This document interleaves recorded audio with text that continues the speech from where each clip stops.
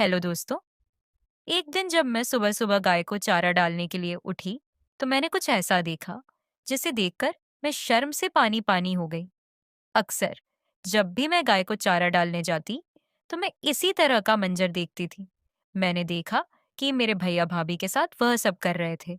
भैया और भाभी के बीच प्यार और आपसी समझ का बहुत सुंदर दृश्य था। उन्हें देखकर मुझे एक पल के लिए बहुत अच्छा लगा। जैसे ही भाभी की नजर मुझ पर पड़ी तो वह मुस्कुराते हुए भैया से अलग हो गई और गाय का दूध निकालने चली गई, जबकि भैया बाहर की तरफ चले गए। मैंने सोचा कि इस समय मुझे उन्हें उनके निजी समय में अकेला छोड़ देना चाहिए।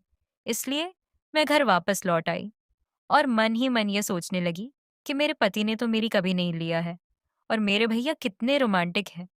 जैसे ही मैं घर के दरवाजे पर पहुंची और उसे बंद करने लगी, तभी पीछे से मेरे भैया आ गए और बोले, किरण, तुम बहुत खूबसूरत हो, लेकिन तुम्हारे पति के पास तो तुम्हारे लिए वक्त ही नहीं है। अगर तुम चाहो तो मैं तुम्हारी हर इच्छा पूरी कर सकता हूँ। मैंने कहा, भैया आप ये क्या बात कर रहे हैं? यह कहते हुए मैंने दरवाजा बंद करने की कोशिश की। तभी भैया ने दरवाजा जोर से पकड़ लिया और अपनी इच्छा बताई, जिससे लड़कियों को सबसे ज्यादा तकलीफ होती है।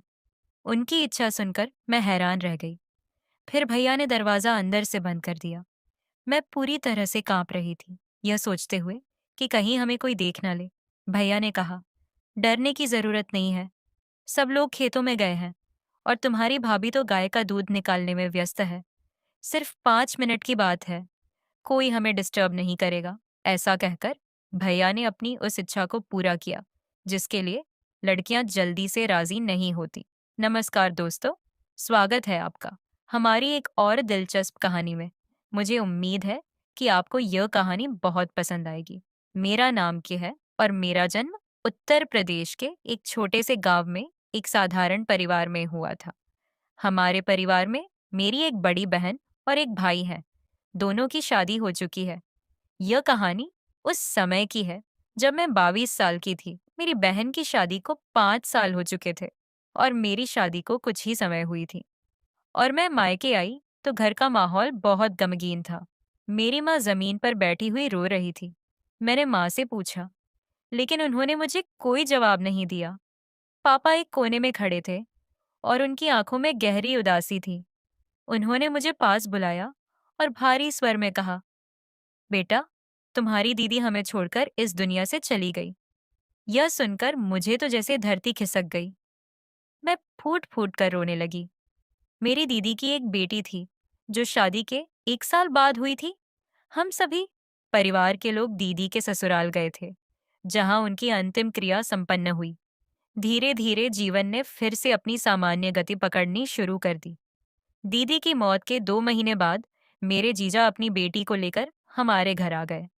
उस समय मैं घर में थी। जीजा जी के परिवार में क्या चर्चा हुई, मुझे इसका कोई पता नहीं था। जब मैं देखा तो माँ मुझे एक कमरे में ले गई। उनके चेहरे पर गंभीरता थी। उन्होंने धीरे से कहा, बेटी, मेरी बात ध्यान से सुनना। तुम्हें पता है कि तुम्हारी दीदी अब हमारे बीच नहीं है और उनकी छोटी सी बेटी की देखभाल करने वाला अब कोई नहीं है। तुम्हारे जीजा जी दूसरी शादी करने जा रहे हैं। हमने सोचा था कि तुम ही वह इंसान हो जो इस बच्ची की जिंदगी को संभाल सकती हो। यह सुनकर मैं हैरान हो गई। मैंने माँ से पूछा, पर माँ कैसे? माँ ने गहरी सांस लेते हुए कहा, बेटा, तुझे इस बच्ची रखना होगा। यह बहुत कठिन फैसला है, लेकिन यही एक रास्ता है बेटी। तुम मना मत करना। मैं तेरे आगे हाथ जोड़ती हूँ। माँ की आंखों में आंसू थे और उन्हें देखकर मेरा दिल पसीज गया। मैंने अपनी आंखों के आंसू रोकते हुए कहा, ठीक है माँ, आप जो कहेंगी मैं वही करूंगी। माँ ने मुझे गले से लगा लिया और कहा, तूने मेरी बात मानकर मेरे दिल से बहुत बड़ा बोझ उतार दिया है। इसके बाद माँ दूसरे कमरे में चली गई। दीदी की मौत के 6 महीने बाद मैं उस बच्ची को देखभाल करने लगी। अब मेरे सपनों और इच्छाओं का त्याग हो चुका था और अभिषेक, जो मेरा पति था, वह क्या अपनाए? इस बच्ची को मेरे मन में हमेशा डर था। इसीलिए मेरा भैया भी मेरे साथ आया। जब मैं अपने ससुराल पहुंची तो सब कुछ नया और अजनबी सा लग रहा था। रात को मेरी सास ने मुझे घर के एक छोटे से कमरे में बिठा दिया। वहां का माहौल मेरे लिए थोड़ा अजीब था। बिस्तर जमीन पर बिछाया हुआ था और घर भी साधारण मिट्टी का था। मैं जमीन पर बिछे बिस्तर पर बैठी अपनी आने वाली जिंदगी के बारे में सोचने लगी। कुछ समय बाद कमरे का दरवाजा खुला और अभिषेक अंदर आ गए। उन्होंने दरवाजा बंद किया और मेरे पास आकर बैठ गए। मैं अंदर से बहुत घबराई हुई थी। दिल की धड़कन तेज हो रही थी। अभिषेक ने शांत स्वर में कहा, किरण, तुम यहाँ आ गई हो। यह हमारे रिश्ते की नई शुरुआत है। मुझे पता है कि यह सब तुम्हारे लिए आसान नहीं है, लेकिन हमें इससे संभालना होगा। उनकी बात सुनकर मेरी घबराहट थोड़ी कम हुई, लेकिन मन में सवालों का तूफान था। मैं चुपचाप उनकी बात सुनती रही। उन्होंने मुझे आराम करने को कहा और कहा, समय के साथ सब बेहतर हो जाएगा। मैं उनके इस व्यवहार को देखकर थोड़ी असहज महसूस करने लगी। अभिषेक बिस्तर पर जाकर लेट गए और मैं अभी भी अपनी घबराहट से बाहर निकलने की कोशिश कर रही थी। कमरे में माहौल भारी और तनावपूर्ण था। अभिषेक ने मेरी ओर देखते हुए कहा, किरण, मैं जानता हूं कि तुम्हारे लिए यह सब नया और मुश्किल है, लेकिन हम दोनों को मिलकर इस रिश्ते को आगे बढ़ाना होगा। उनकी बात सुनकर मेरे मन में कई तरह की भावनाएं उमड़ने लगी। मैंने शादी के बाद के जीवन के बारे में अपनी सहेलियों से बहुत सी बातें सुनी थी, लेकिन जो अनुभव मेरे सामने था वह इन सबसे अलग और कठिन लग रहा था। अभिषेक ने मेरा हाथ पकड़कर मुझे भरोसा दिलाने की कोशिश की। कमरे में जलती लालटेन की हल्की रोशनी माहौल को शांत और गंभीर बना रही थी। मैं अपनी घबराहट को कम करने की कोशिश करने लगी। अभिषेक ने कहा, हमारे रिश्ते की यह नई शुरुआत है और मैं चाहता हूं कि हम दोनों इसे सही दिशा में लेकर जाएं। उनकी बातों में गंभीरता और समझदारी थी, जिसने मुझे थोड़ा सहज महसूस कराया। मैंने आंखें बंद कर ली और मन ही मन ईश्वर से प्रार्थना की कि यह नया रिश्ता हमारे जीवन में खुशियां लाए। अभिषेक ने मेरे पास बैठकर कहा, किरण, मैं जानता हूं कि हमारे लिए यह रिश्ता बहुत नया है और उसे समझने में समय लगेगा, लेकिन मैं चाहता हूं कि हम दोनों इस रिश्ते को निभाने की पूरी कोशिश करें। उनकी बातें सुनकर मैं थोड़ी असमंजस में थी, लेकिन उनकी बात में कुछ ऐसा था जिसने मुझे शांत किया। मैं पूरे समय घबराई हुई थी। मन में कई सवाल और असमंजस थे। रात का माहौल मेरे लिए नया और चुनौतीपूर्ण था। मैं मानसिक और शारीरिक रूप से थकी हुई थी। सुबह जब मैं उठी तो मेरे मन में अजीब सी बेचैनी थी। बीती रात की उलझनों ने मुझे थका दिया था, लेकिन मैंने खुद को संभालने की कोशिश की। मैंने महसूस किया कि इस नए जीवन को समझने और उसे अपनाने में समय लगेगा। मैंने अभिषेक के साथ अपने रिश्ते को बेहतर बनाने और उसे समझने की दिशा में आगे बढ़ने का निर्णय लिया। सुबह मेरी सांस ने मुझे जगाया। रात के घटनाक्रम के बाद मेरा मन बहुत भारी था। मैं सोचने लगी, काश मैंने माँ से इस बच्ची के लिए मना कर दिया होता, लेकिन होनी को कौन टाल सकता है। अब यही मेरी जिंदगी थी। धीरे धीरे मैंने अपनी किस्मत से समझौता करना शुरू कर दिया। मेरा जीवन किसी मशीन की तरह हो गया था। दिन भर घर के काम में जुटी रहती और रात को अपने रिश्ते का बोझ महसूस करती। धीरे धीरे मैंने हालातों को सहन करना सीख लिया। ससुराल की सभी महिलाओं से मेरी पहचान होने लगी। वे अपने पति के साथ अपने अनुभव और खुशियों की बातें साझा करती। उनकी बातें सुनकर मेरा मन उदास हो जाता, लेकिन मैंने कभी किसी से अपने दिल की बात नहीं कही। मैंने अपने जीवन के दुखों को खुद में समेट लिया और चुपचाप सब सहन करती रही। हमारा माहौल बहुत साधारण था। अभिषेक न तो बहुत ज्यादा पढ़े लिखे थे और न ही कोई नौकरी करते थे। इसी वजह से घर की आर्थिक स्थिति भी ठीक नहीं थी। दिन बीतते गए और मैं खुद को परिस्थिति के अनुरूप ढालने की कोशिश कर रही थी। मैं अपने अंदर यह विश्वास जगाने लगी कि हर परिस्थिति का सामना धैर्य और समझदारी से करना होगा। हमारे परिवार में सबसे अधिक पढ़े लिखे व्यक्ति मेरे भैया मनोज थे। वे एक सरकारी स्कूल में शिक्षक थे और उनके हिस्से में जो जमीन आई थी वह मैं ही देखभाल करती थी। हालांकि वे अपने परिवार के साथ अलग रहने लगे थे। अभिषेक की जमीन इतनी कम थी कि उसके भरोसे घर का खर्च चलाना मुश्किल हो रहा था। समय बीतता गया, लेकिन हमारे हालात दिन बदेरा होते गए। मेरी शादी को 5 साल हो चुके थे और मैं अब 28 साल की हो चुकी थी। हमारा कोई अपना बच्चा नहीं था और सच कहूं तो मैं बच्चा चाहती भी नहीं थी। दीदी की बेटी संजना जो अब 12 साल की हो चुकी थी, उसे संभालना ही हमारे लिए एक बड़ी जिम्मेदारी थी। संजना मुझे माँ कहकर बुलाती थी और मैं भी उसे अपनी बेटी की तरह प्यार करती थी। संजना अब किशोरावस्था में थी। उसका व्यक्तित्व और समझदारी बढ़ रही थी।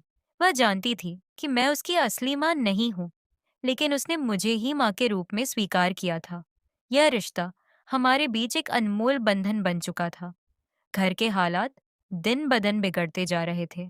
आमदनी के साधन सीमित थे और खर्चे लगातार बढ़ रहे थे। एक दिन जब मैं सुबह सुबह गाय को चारा डालने के लिए उठी, तो मुझे कुछ ऐसा देखने को मिला जिसने मुझे चौंका दिया। मैंने देखा कि मेरे भैया अपनी पत्नी के साथ हंसी मजाक करते हुए बातें कर रहे थे।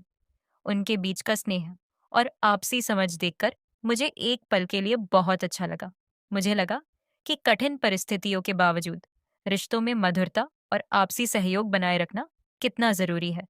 जैसे ही उन्होंने मुझे देखा, भाभी मुस्कुराते हुए भैया से अलग हो गई और गाय का दूध निकालने चली गई और भैया बाहर की ओर चले गए।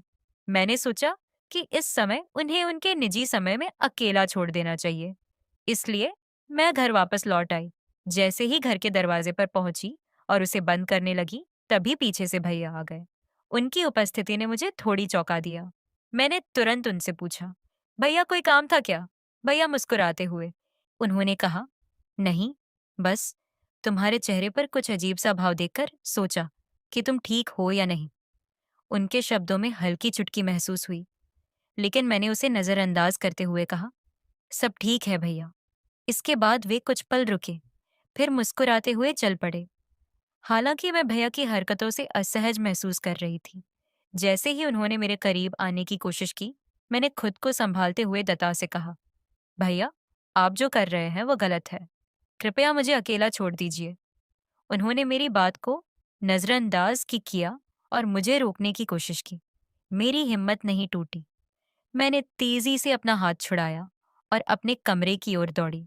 दरवाजे के पास पहुंचकर मैंने उसे बंद करने की कोशिश की, लेकिन भैया ने दरवाजे को जोर से धक्का दिया और अंदर आ गए। उस समय मुझे समझ नहीं आ रहा था कि मैं क्या करूं, लेकिन मैंने हिम्मत जुटाई और दृढ़ता से कहा, भैया, यह ठीक नहीं है। आपकी हरकतों से मैं बहुत असहज महसूस कर रही हूँ। कृपया यहाँ से चले जाएं। उनके चेहरे पर एक पल के लिए सोचने का भाव आया और फिर उन्होंने थोड़ा रुककर कहा, मुझे माफ कर दो। मैं कुछ गलत करने का इरादा नहीं रखता था। इसके बाद वह तुरंत कमरे से बाहर चले गए। मैंने राहत की सांस ली और सोचा कि मुझे आगे और भी ज्यादा सतर्क रहना होगा। उस दिन के बाद से मैंने भैया से थोड़ी दूरी बना ली और घर के सभी सदस्यों के साथ ज्यादा समय बिताने लगी, ताकि ऐसी स्थिति फिर कभी ना आए। मैंने दत्ता से कहा, अगर आप मेरी इज्जत चाहते हैं तो तुरंत यहाँ से चले जाइए, वरना मैं सब कुछ अपने परिवार को बता दूंगी। लेकिन भैया पर मेरी बातों का कोई असर नहीं हुआ। वह हंसते हुए बोले, तुम जो चाहो कर सकती हो, मुझे कोई फर्क नहीं पड़ता। लेकिन तुम जानती हो किरण, तुम बहुत खूबसूरत हो। जब से मैंने तुम्हें पहली बार देखा, तब से मैं तुमसे बहुत प्रभावित हूँ। यह सुनकर मैं कुछ देर के लिए चुप हो गई।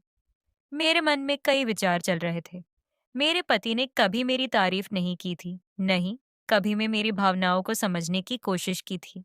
भैया की बातें मुझे थोड़ी असहज कर रही थी और मैं खुद को संभालने की कोशिश कर रही थी। मैंने उन्हें रोका, कृपया मुझे छोड़ दो। हम किसी और दिन ये सब कर लेंगे, मेरे शब्दों से। भैया थोड़े चुप हो गए, लेकिन फिर भी वह नहीं रुके। उन्होंने कहा, ठीक है, मैं फिर कभी तुम्हारा इंतजार करूंगा। इस पल में मैं खुद को पूरी तरह से संभालने की कोशिश कर रही थी। मेरी पूरी कोशिश यही थी कि मैं इस स्थिति से बाहर निकल सकूं और खुद को सुरक्षित रख सकूं। मैंने बिना कुछ कहे अपने कमरे में चली गई। थोड़ी देर बाद मैंने बाहर आकर घर के पिछवाड़े की ओर जाने का मन बनाया, लेकिन तब तक भैया जा चुके थे। मैं वापस आकर नाश्ता तैयार करने लगी और संजना को स्कूल भेज दिया, लेकिन मेरा मन कहीं भी नहीं लग रहा था।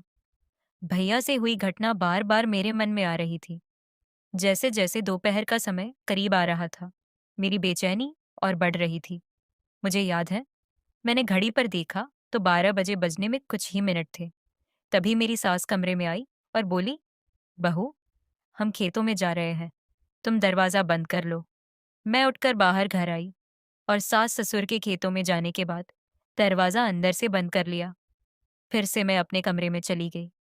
घर के आंगन में पहले से एक दीवार बनी हुई थी, जो अब 7 फुट ऊंची हो गई थी। मुझे कोई अंदाजा नहीं था कि अगर मैं वहां नहीं गई तो क्या होगा।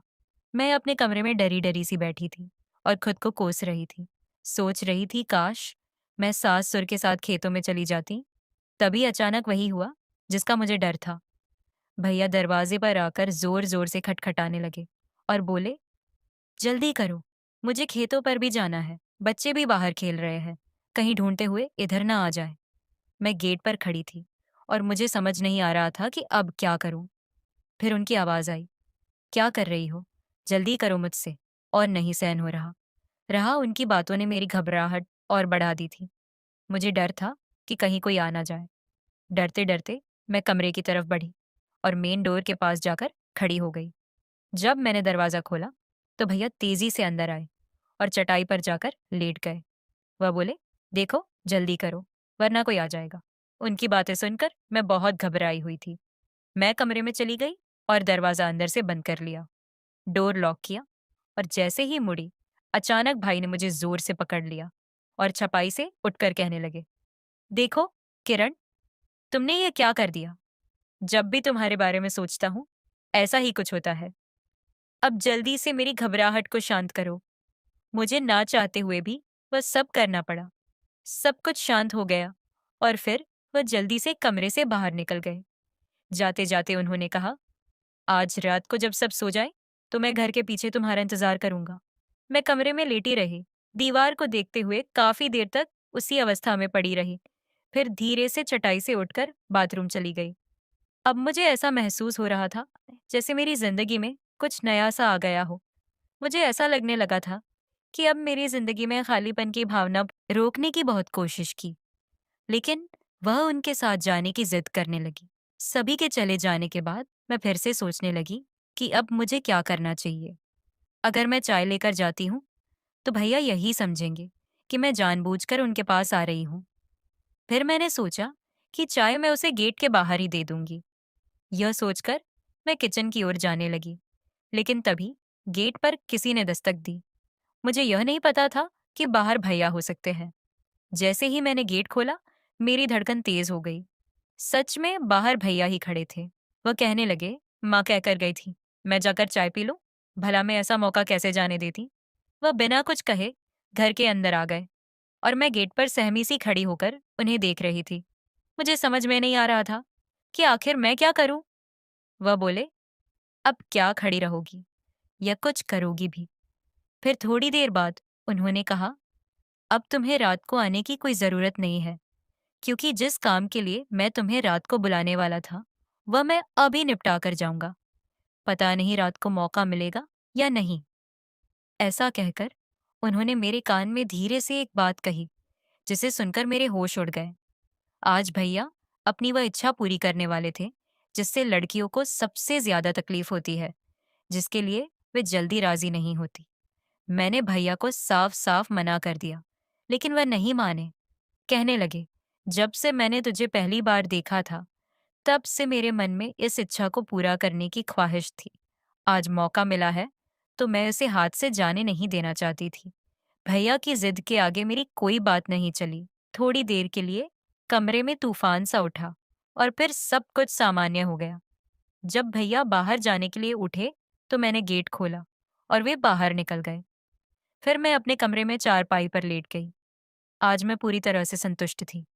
मेरी सारी इच्छाएं पूरी हो गई थी और मुझे ऐसा महसूस हो रहा था जैसे मेरे अंदर कुछ नया आ गया हो, या फिर यूं कहे कि मुझे आज पूरा सुकून मिल चुका था। तो दोस्तों, यह थी आज की कहानी। आपको यह कहानी कैसी लगी? कृपया अपनी राय कमेंट बॉक्स में जरूर लिखें। अगर आपको यह कहानी पसंद आई हो तो वीडियो को लाइक करें, चैनल को सब्सक्राइब करें और बेल आइकन को ऑन कर दें